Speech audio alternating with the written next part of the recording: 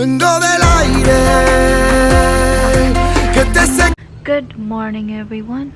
You like my hair? Because I don't like this. Good morning. Hello. I know I've been away for a very long time. Where have I been? It's a secret. Top secret. Not really. It's not a top secret. I've been here. I've been very busy, and so it's kind of hard when you're busy to vlog, edit, post, all that stuff. You know? I've been putting what was I trying to say? I've been putting those videos, which the Puerto Rico trip, which they actually happened last year. Is that my phone? They actually happened last year because I was supposed to post them last year on my channel, but I was so scared. I was so skeptical. I was like, oh my gosh, should I do it? Should I not? What are people gonna say? You know, I was just so afraid, and I let fear get the best of me, and I did not post them. Who knows where I would have been today if I did? Who knows where I would have been today if I actually posted something 9 years ago when I actually opened my channel or created the channel. But anyway, we're here and I'm posting now, so I hope you guys are liking them. It's kind of hard to vlog every day, you know. I am in the process of opening the daycare. I have to get so much, you know, my paperwork. There is like a ton of paperwork, which if I had known, I don't know. I already got cold feet from this. But I should be opening by mid-September. Hopefully next week my license will come. Last week I had the 2-day training, and I wish I had vlogged, but you know, it's an institution, so they don't let you in there with cameras. But I met some very interesting people, some nice ladies. There is my mess right there. So, but I don't want to say. I wanted to say something. God. Yeah. So we went to church today, and the message was so profound, simple, but so needed for people to actually hear it and be reminded that it was about racism. Can you believe that? Yes, in this day and age, there is still racism out there, you know. People needed to hear it. People needed to be reminded that we all have our differences. We need to be careful what we allow to filter our heart, recognizing we all experience life through our own unique filter. He was trying to say that not everybody experiences racism, but racism exists and is basically in the heart of the man.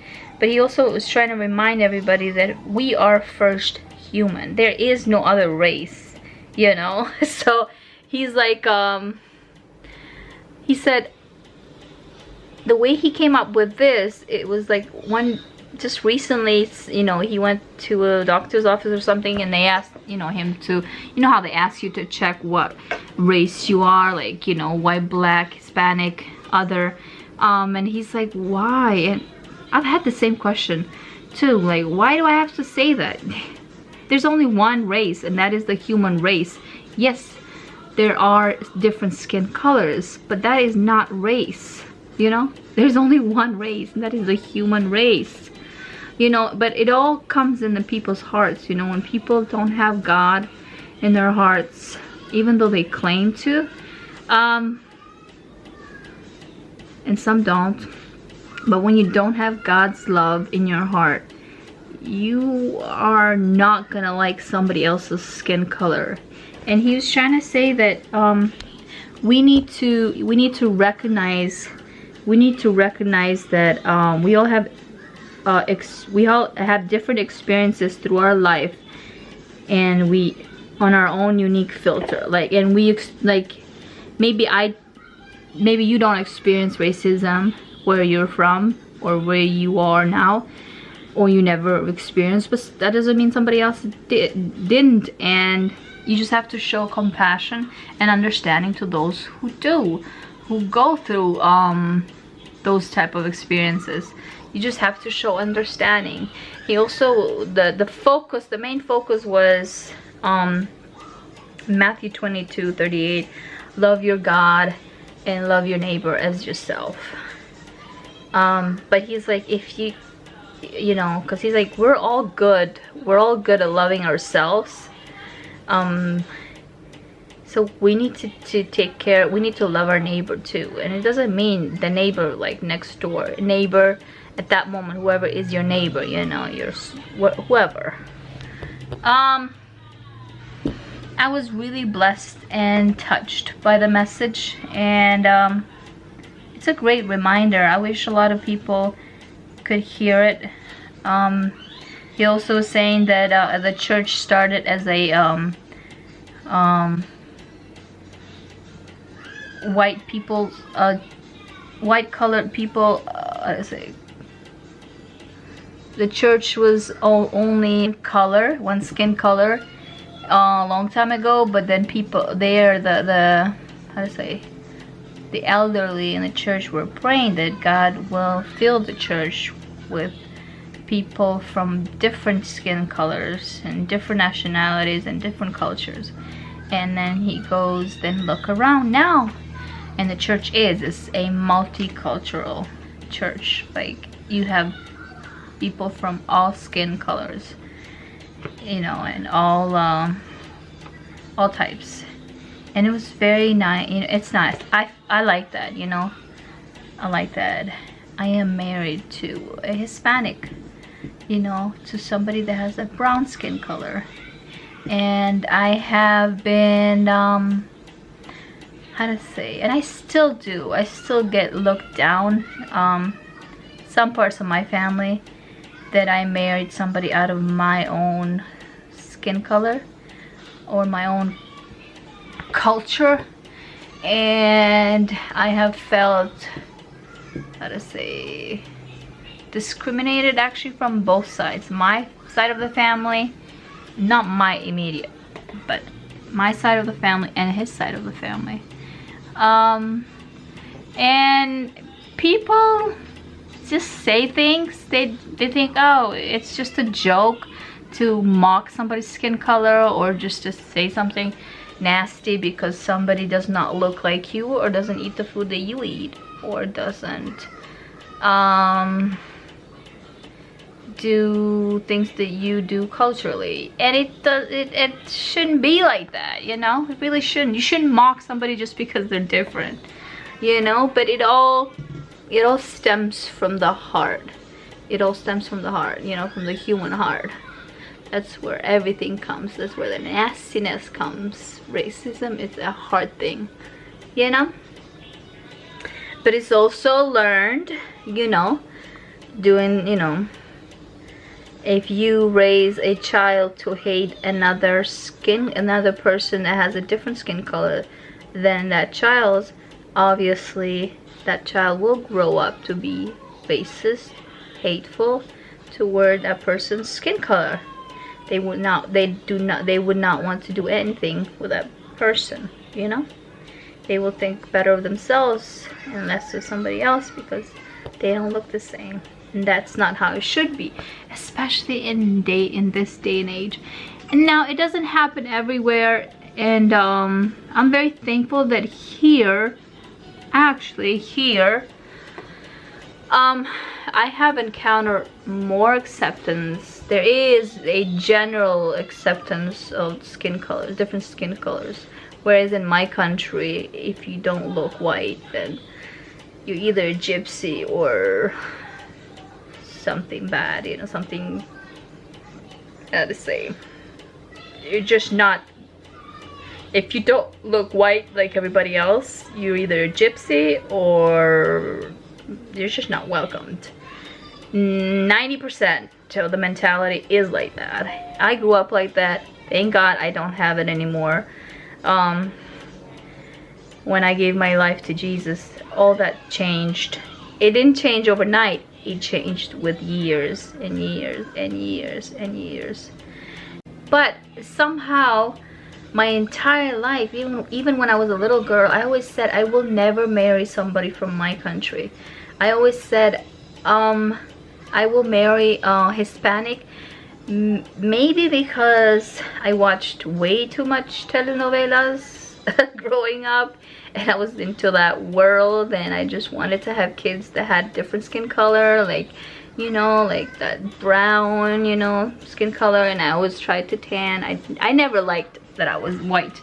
I do now. I don't, you know, I'm thankful what I see in the mirror, you know, because God created me. Hey, this is how I look. You don't like it, it's fine.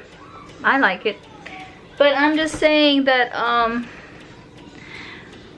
all these things are learned, you know. You learn to love, you learn to hate, you learn to accept, you learn to reject. And if you can learn all of those things, you can also, how to say, but only God can change a human's heart. You try it. We can try it on our own, but it's very hard. It's very hard. I've tried it many times, you know, in different occasions, not just this topic.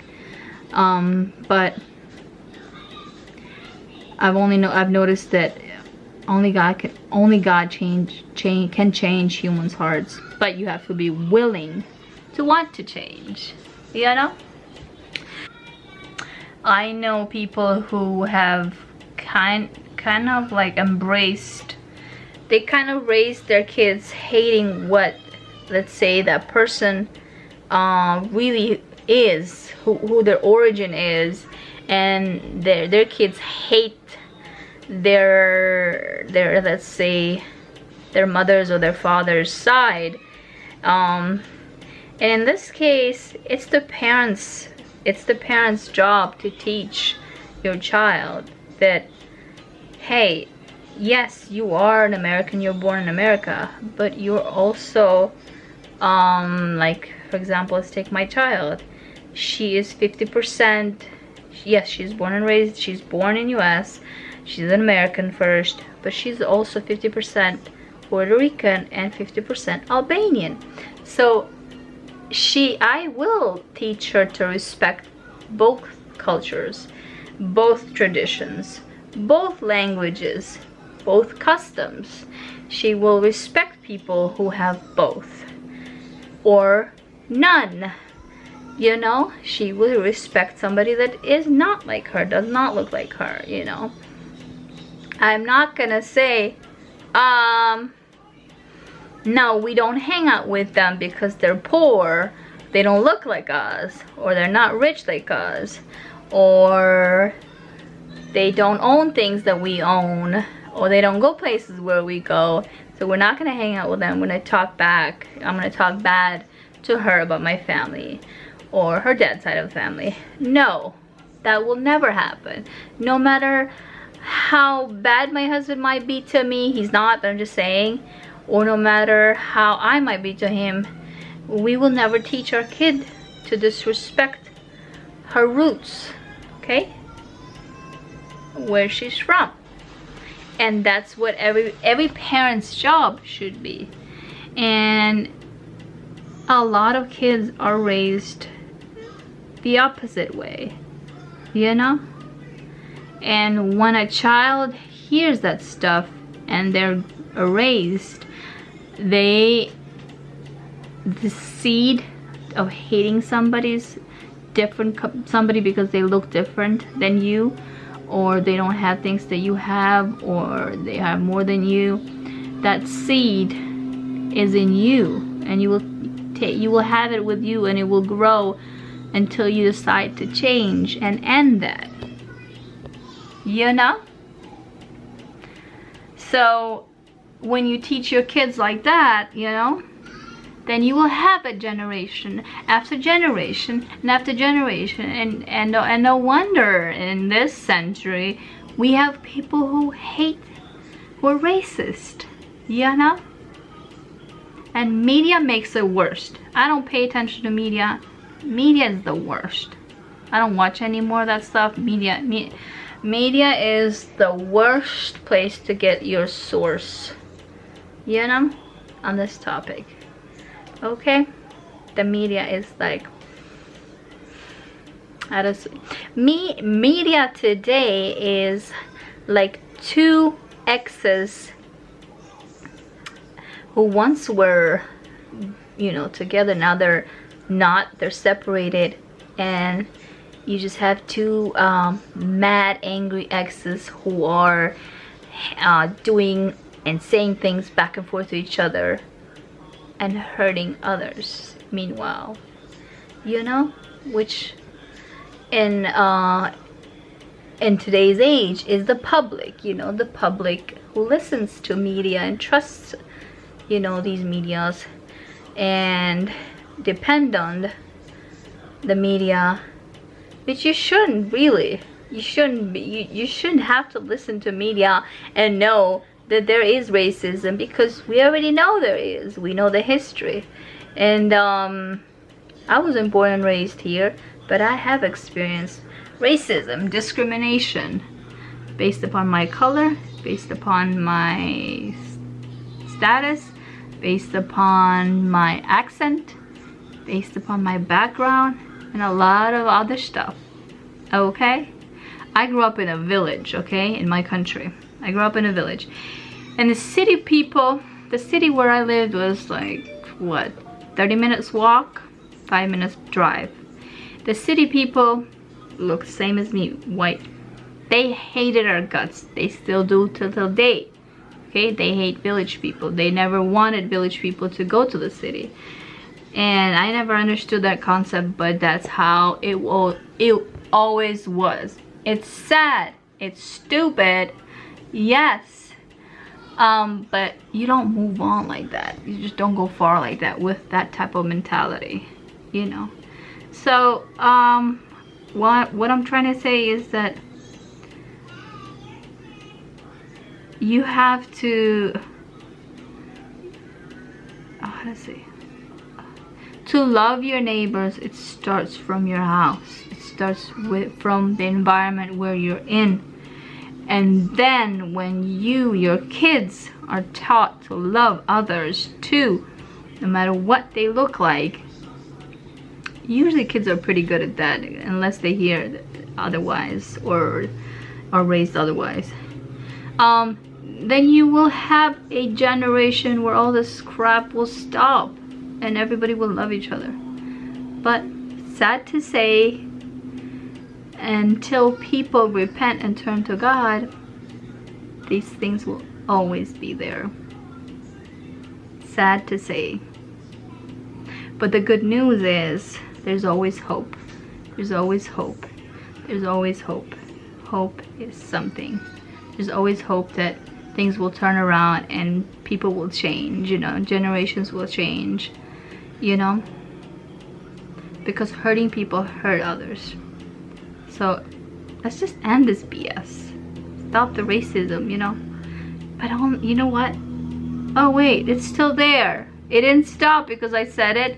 I could go on TV right now and say that it won't stop. Okay? It's in the heart. That's where it is. You know, the roots are in the heart.